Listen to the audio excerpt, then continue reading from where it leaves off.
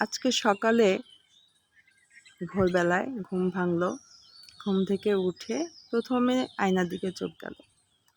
আয়নার সামনে দাঁড়িয়ে প্রথমে খানিকক্ষণ নিজেকে দেখলাম। আচ্ছা, তারপরে স্বাভাবিক কাজকর্ম সেরে এসে যখন হিজাবটা পরলাম, তখন ভাবতেছিলাম আমি সর্বশেষ কবে সেজেছি। হঠাৎ করে আমার খুব সাজতে ইচ্ছা করলো, জানি না কেন। তবে খুব ছোটবেলার কথা মনে পড়লো। আমি যখন 6-7-এ পড়ি তখনকার কথা।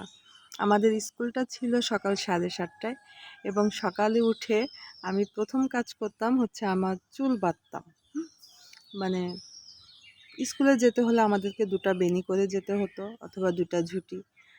আর আলহামদুলিল্লাহ আল্লাহ পাক আমাকে অনেক লম্বা লম্বা চুল দিয়েছিলেন। এখন যদিও অত লম্বা চুল নেই। তো সেই সময় ওই চুলটা আমি সকালবেলা উঠে আমার প্রথম কাজই থাকতো আগে আমাকে চুল বাঁধতে হবে। তা এই কথাটা আজকে আমার খুব বেশি মনে পড়তেছিল যে সেই স্কুল লাইফের চুলের বিনুনি করা মেয়েটা কবে যে লাইফ থেকে সাজগোজ শব্দটা ভুলে গেছে। জীবনটা চোখের পলকে পাল্টে যায় আসলে। আমাদের লাইফের প্রতিটা মুহূর্তে মুহূর্তে আমরা পরিবর্তন হয়ে যাই, কিন্তু কেন হচ্ছি সেটা একটাবার যদি ভাবতে বসি, তখন প্রতিটা সম্পর্কের বিভিন্ন রকমের সমীকরণ চলে আসে। এই সম্পর্কের সমীকরণগুলো যদি মেলাতে যাই, তখনও কোনো সম্পর্কই টিকবে না।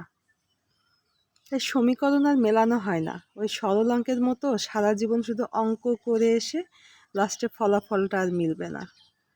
আমাদের প্রত্যেকের লাইফটা এরকমই।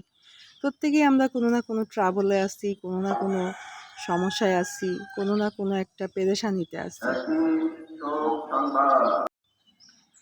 আর আল্লাহ পাক সমস্যাটা এই জন্যই দেন যেন আমরা তাকে ভুলে না যাই।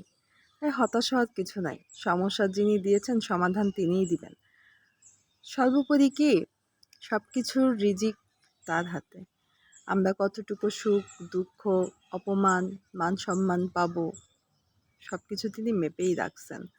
শুধু শুধু এত আসলে পেরেশান হয়ে কোনো লাভ নাই। আমরা শুধু শুধু হতাশ হয়ে যাই। যা ভাগ্যে আছে সেটাই তো হয়, তাই না? বা যা নসিবে আছে সেটাই হয়। আমরা চাইলেই কি তার পরিবর্তন হয়? হয় না তো। তাহলে শুধু কেন যে আমরা এই জিনিসগুলা চাই, চেয়ে চেয়ে আমরা নিজেরাই শুধুমাত্র নিজেদেরকে কষ্ট দিই। অথচ সব কিছু ছেড়ে দেওয়াই তো ভালো।